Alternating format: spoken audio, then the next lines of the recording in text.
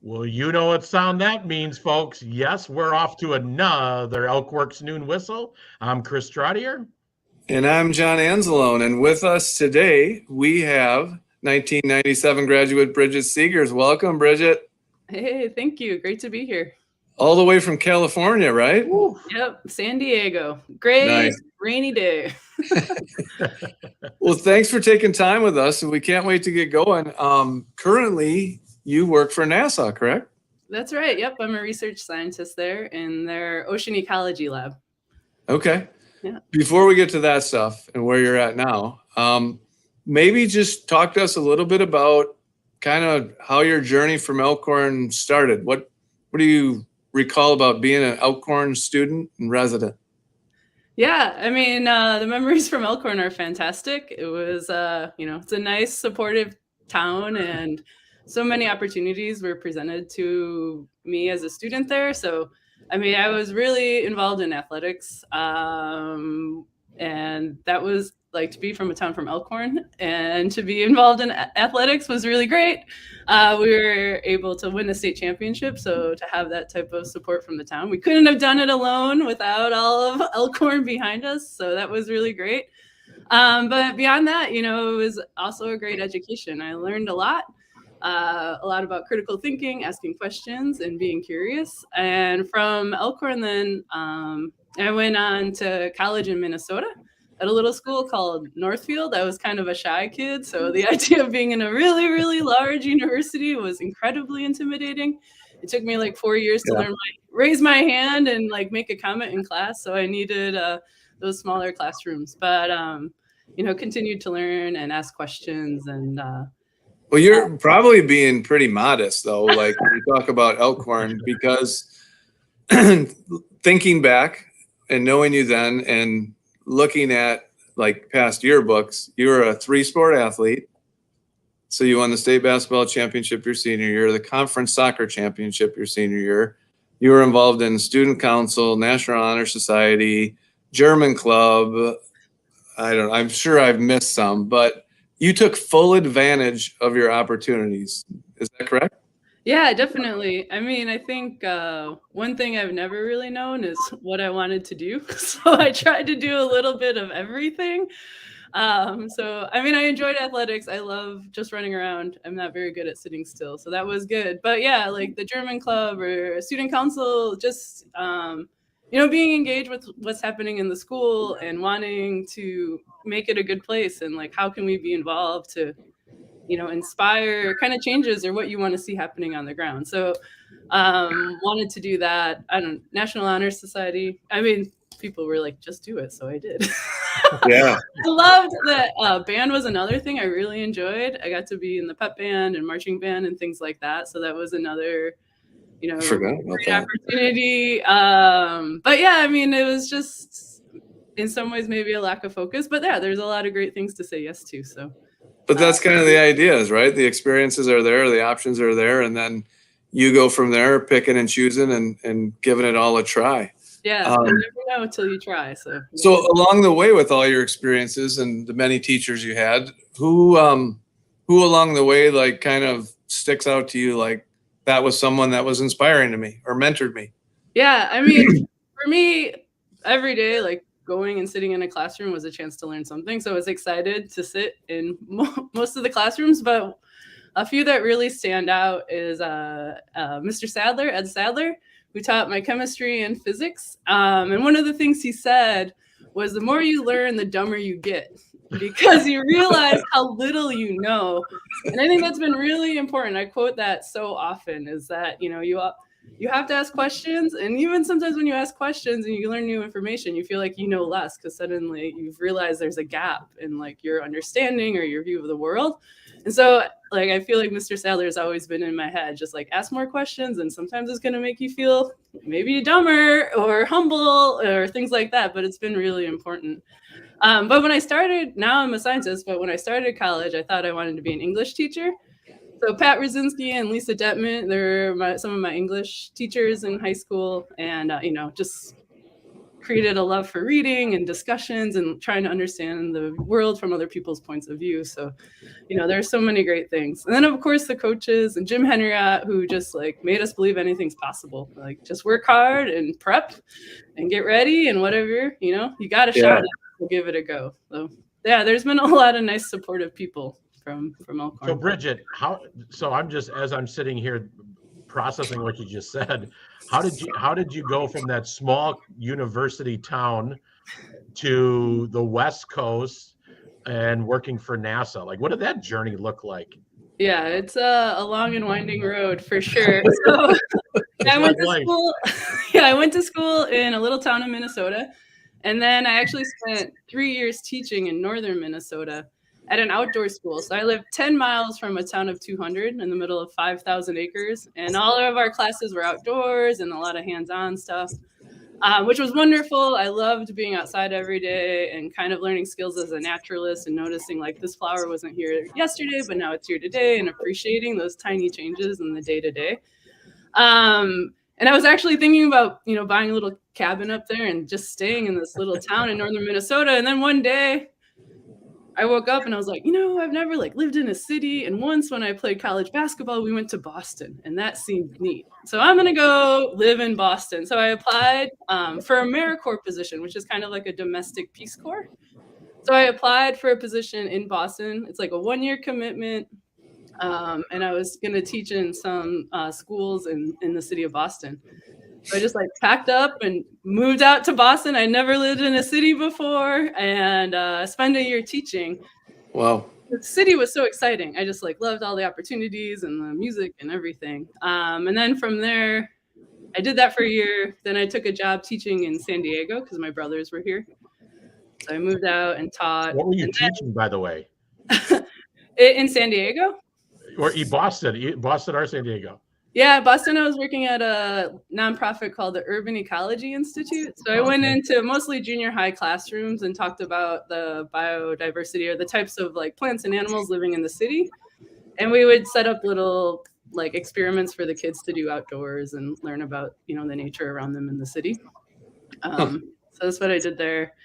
In San Diego, I worked at a charter school, and so I taught all the subjects. And then I got a job at the aquarium, actually. So then I did a lot of fish dissections. So how did we go from plants to NASA?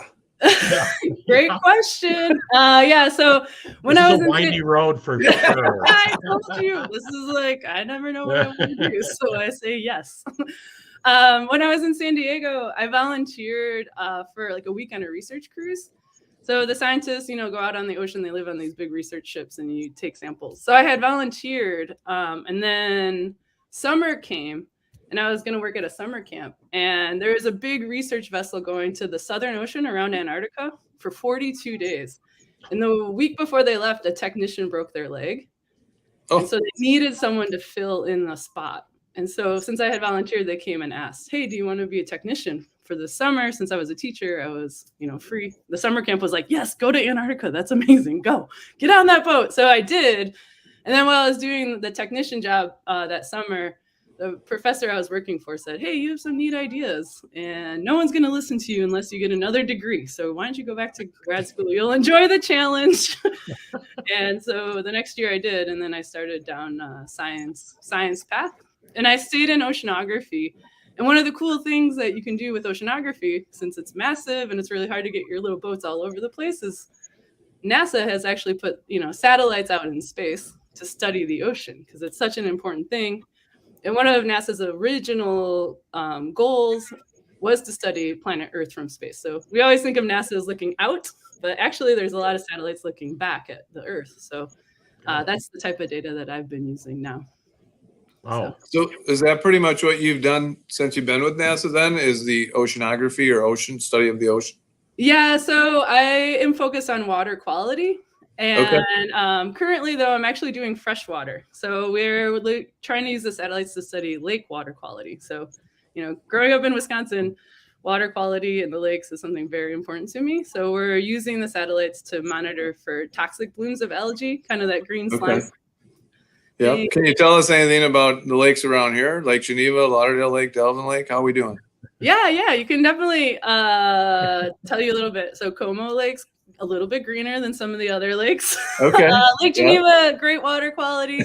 Delvin's pretty good, but there's some hot spots. Lauderdale's kind of a weird shape, so it's hard for the satellites to get a good image of it because the pixel, Okay. you need a little wider body of water. But yeah. Yeah. Well, so talking about lakes, the famous Elkhorn Lake, do you study that at all that we have here?